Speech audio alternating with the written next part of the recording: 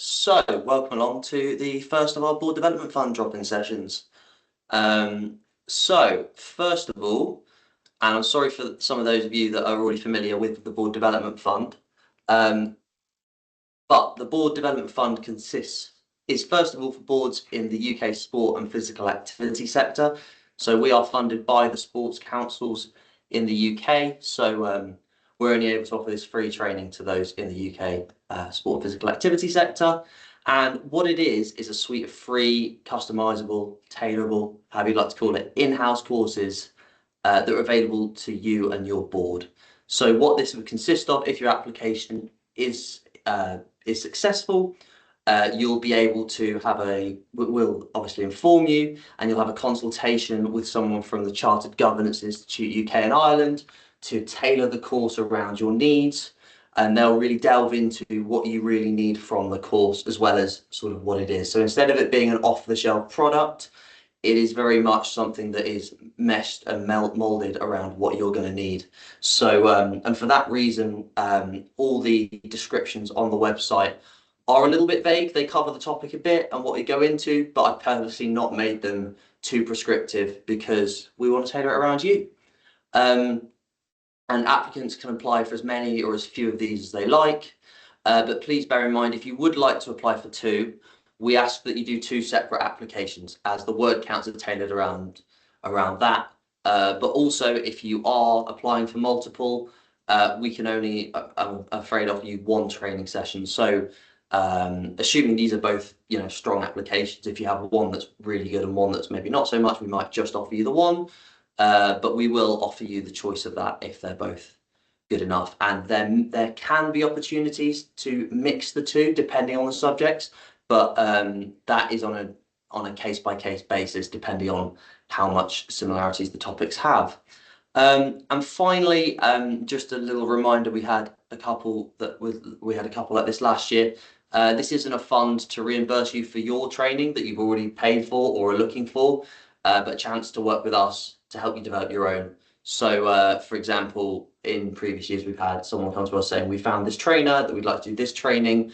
Unfortunately, this fund isn't for that, but it's a chance to work with us to get the training that you'd like. So, moving on. So I've got the 12 training courses that we have. So these come with quite a wide range and cover quite a wide range of topics. So we've got building an inclusive environment, creating your values and defining culture. And many of these at the top, for example, are very governance focused. Just one I'd like to flag is the in-house delivery of essential sports governance. This is the same as one of our training courses that we offer. However, this would be delivered in-house to your board. And similar to all of these would be delivered to a group of you all from your organisation. So, for example, if you wanted to do essential sports governance, this would be a good chance to get everyone up to a similar level playing field from which you can develop from. And the other one I'd like to flag is navigating AI. So that's new with the Board Development Fund this year. And that's a new course that CGI offer. And yeah, we're able to tailor this around different levels of understanding as well. There's a couple of different levels of it. So depending on where your board's at, that can be tailored around you. So just moving on. So how do you apply? So all of the details are on that page that I popped on the website, including the available courses, how the application process works, and also, quite importantly, the criteria for all questions, as well as all the timelines. So I'm just going to drag the page over here. So you're all seeing that okay? So at the top, we've obviously got these drop-in sessions, as well as a big button to apply straight at the top. And if we work our way down, we can see we've got these drop-down menus for all of the courses. So there's just a couple of sentences, sometimes a little paragraph, about what each one entails, so that you can find out a little bit more about it and what it consists of, just because it's definitely worth checking before you apply, just because in previous years we have had some people take the description and have a reasonable understanding of it, but like it's meant something different to what the course actually is. So if you just take a look at those, that would be grand. And if we work our way down, we've got, I'm going to cover these in the call, but we've got the whole application process. We've got the application criteria, or I don't know if you'd rather call it a mark scheme, you can call it a mark scheme. That's quite extensive if you do want to read it, followed by the timelines at the bottom. So I'm going to cover all of those on the call, so I didn't want to go into too much detail, but just if you do want to reference back to anything, it's all there. What we also have as well is application support and AI support. So on the website, if I bring it back over, actually, I'll show you where they are. If you go into learning and application support just here, I'll pop this link in the chat in a minute as well. We've got a tips for completing your application page and our AI guidance, which I will touch on a little bit later in the call.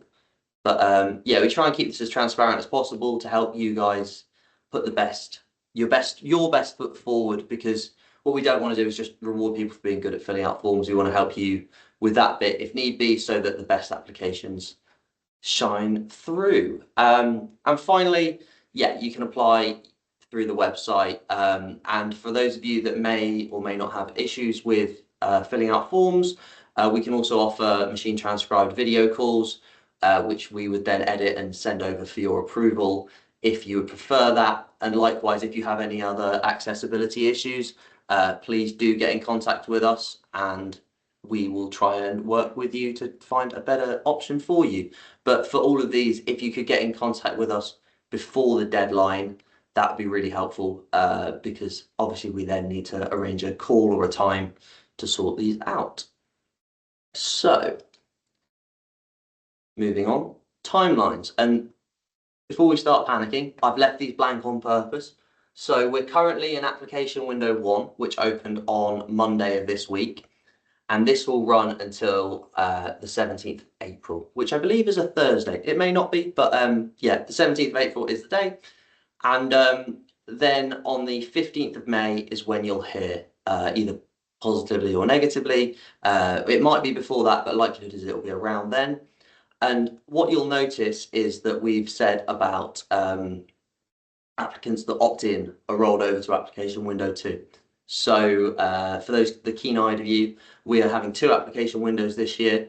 And as part of your application to application window 1, there is a button whereby you can click to opt in to having your application submitted to application 2 if you're unsuccessful. So obviously if you're successful, that's great. Equally, you might need your training ASAP, so getting it later in the year may not work, but we're going to delve into that now.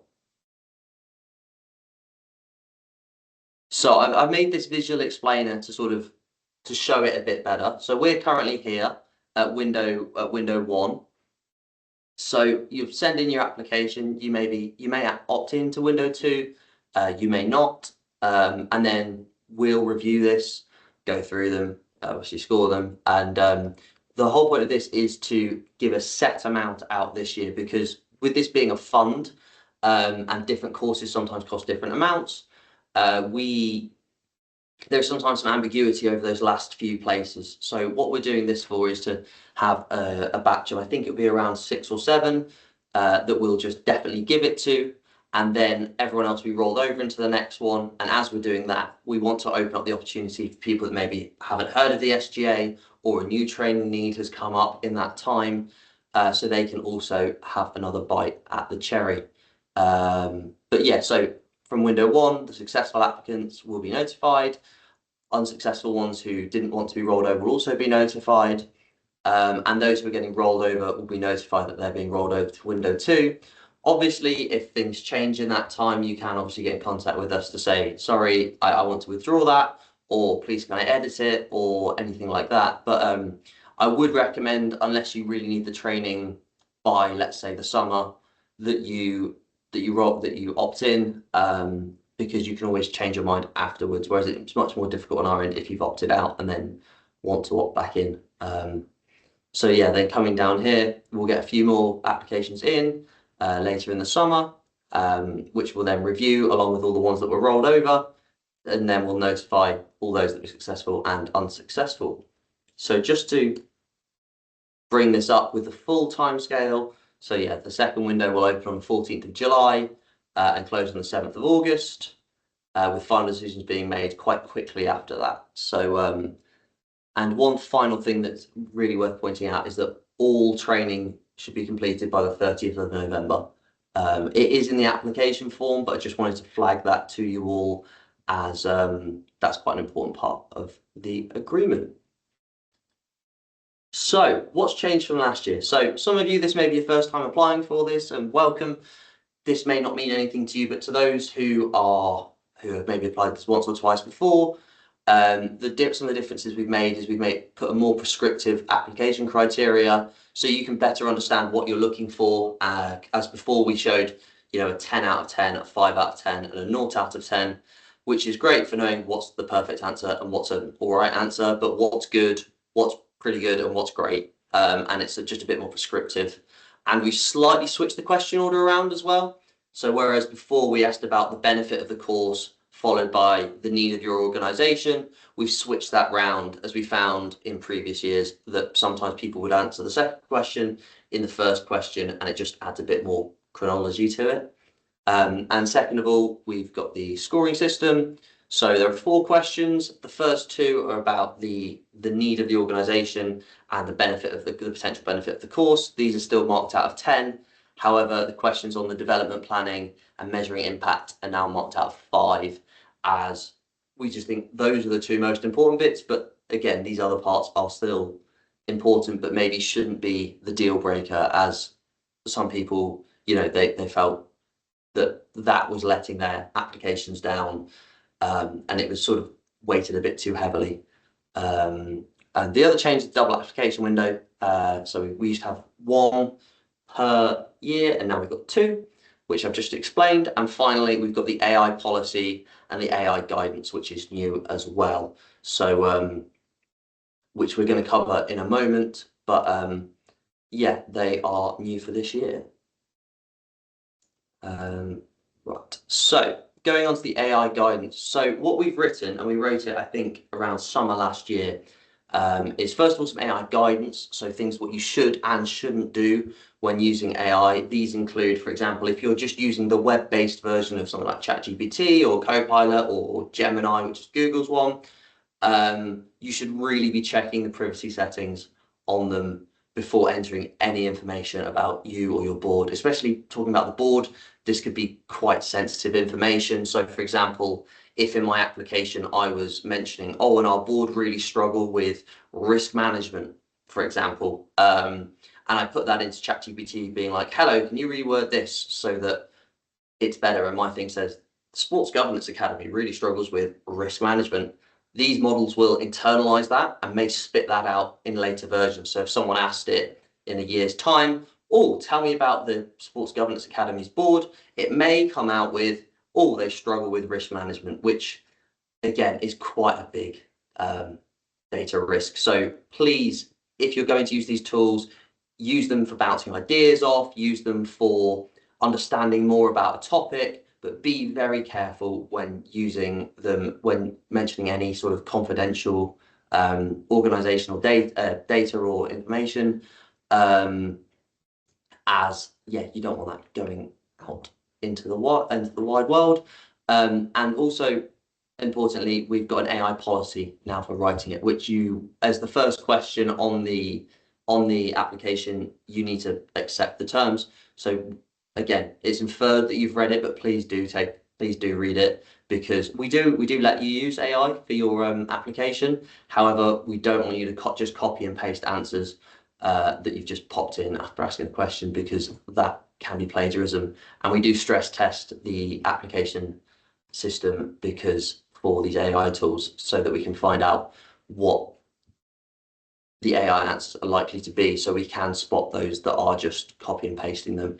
And also, just kind of finally, just anecdotally, they're quite easy to spot when someone's just popped it in. So yeah, if you're thinking of using AI, by all means, if you want to contact us or read the policy, do so, but please don't just write in a load of stuff. Just write in the question and just copy and paste the answer, because that will get rejected. And finally, we've got some tips for writing effective answers, as I showed you on the website. We do have some little points below each question, often saying you clear and relevant examples, but just in terms of just more generally, we're not as familiar with your organisation as you are. If in doubt, give us more relevant detail. We do have generous word limits, we think, so by all means, write a bit longer. You may be able to do it explain yourself very concisely, but if you're wondering whether to include some data or not, or some information, please do pop it in, because we just may not know. And yeah, across the whole application, across all of our bursary offering, successful applicants have provided great levels of detail and demonstrate the relevance of that detail. So if you combine the two, that's when you get a really good application. And yeah, like we said earlier, if you struggle with forms, we can offer applications over a call or other means if you know of a better one. So thank you for listening to me natter on for a quarter of an hour. I'll stop sharing my screen.